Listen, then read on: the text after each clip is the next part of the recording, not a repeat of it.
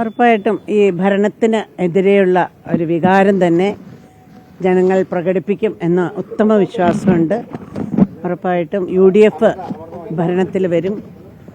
അത് അടുത്ത നിയമസഭയ്ക്കുള്ള ഒരു തിരിച്ചടി കൂടിയാവും എന്നുള്ളതാണ് എൻ്റെ അഭിപ്രായം.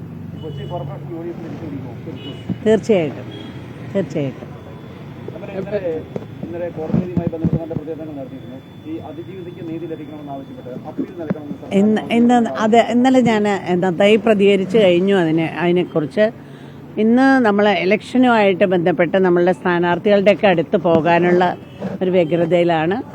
ഏറ്റവും നന്നായിട്ട് ഇന്ന് എല്ലാവരും പ്രാർത്ഥിക്കുന്നത് എല്ലാവർക്കും വോട്ട് ചെയ്യാൻ എത്താനാവണം. അതുപോലെ തന്നെ വോട്ട് രേഖപ്പെടുത്താനായിട്ടായാൽ നമ്മൾക്കിവിടെ ചെറിയ ആശങ്കകളുള്ളത് എല്ലാവർക്കും വോട്ട് ചെയ്യാനായിട്ടുള്ള അവകാശം തന്നെ നഷ്ടപ്പെടുന്ന രീതിയിൽ പല വോട്ടുകളും കട്ട് ചെയ്യപ്പെട്ടിട്ടുണ്ട്.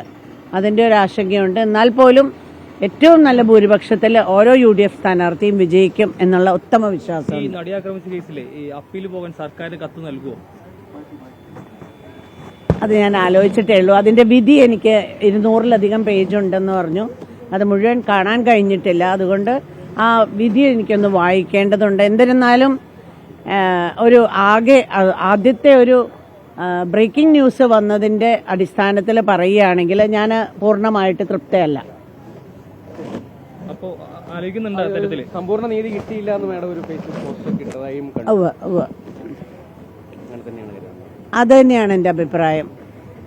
ഇതിന് പിന്നിൽ ഗൂഢാലോചനയില്ല, തെളിയിക്കാൻ കഴിഞ്ഞിട്ടില്ല എന്ന് പറയുമ്പോൾ അത് പ്രോസിക്യൂഷനിൽ വന്ന വീഴ്ചയായിട്ടാണ് ഞാൻ കാണുന്നത്. പിന്നെ ഉറപ്പായിട്ടും സ്ത്രീപക്ഷത്തിന് അല്ലാതെ എനിക്ക് മറ്റൊന്ന് ചിന്തിക്കാനാവില്ല. സ്ത്രീകളോടൊപ്പം PT തോമസ് എങ്ങനെയാണോ സ്ത്രീകൾക്ക് വേണ്ടി സ്ത്രീകളുടെ കൂടെ നിന്നത്, ആ കുട്ടിക്ക് ധൈര്യം കൊടുത്തത്, അതുപോലെ തന്നെ ഓരോ വിഷയത്തിലും, അതായത് നാളുകളിൽ ഇതുപോലെ ഒരു കാര്യം സംഭവിക്കാൻ പാടില്ല എന്നുള്ള ഒരു ആഗ്രഹത്തോടു കൂടി തന്നെയാണ് ഇതിനു വേണ്ടിയിട്ട് ഒപ്പം നിൽക്കുന്നത് എന്നാണ് പറയാനുള്ളത്. പറഞ്ഞല്ലോ ഈ പ്രോസിക്യൂഷന്റെ വീഴ്ച സംഭവിച്ചിട്ടുണ്ടെങ്കിൽ ഉൾപ്പെടെയുള്ള വിഷയം ശരിക്കും സർക്കാർ അപ്പീൽ പോകുന്നൊക്കെയാണ് പറയുന്നത്. മാഡം പ്രത്യേകമായിട്ട് എന്തെങ്കിലും ഒരു റെപ്രസെന്റേഷൻ കൊടുക്കുമോ? ഞാനത് ആലോചിച്ചിട്ടേ ഉള്ളൂ. ഇന്നലെ പേരെടുത്ത് തന്നെ പരാമർശിച്ചിരുന്നത് മറ്റൊരു ഗൂഢാലോചനയുടെ ഭാഗമായി എന്നുള്ളത്. അതിലെങ്ങനെയാണ് ഒരു പ്രതികരണം? ഇന്നുവരെ പറയാത്ത കാര്യം ഇപ്പോൾ അവസാനം അങ്ങനെ ഒരു കാര്യത്തിലേക്ക് വളച്ചൊടിക്കാനുള്ള ശ്രമമാണെന്നാണ് എനിക്ക് തോന്നുന്നത്. അങ്ങനെയാണ് ഞാനത് നോക്കിക്കാണുന്നത്. അങ്ങനെയാണ് അത് ഒരു ഡൈവേർട്ട് ചെയ്യാനുള്ള ഒരു ചിന്തയായിരിക്കും അങ്ങനെയുള്ള കാര്യങ്ങളൊക്കെ ഇപ്പോൾ പറയുന്നത്.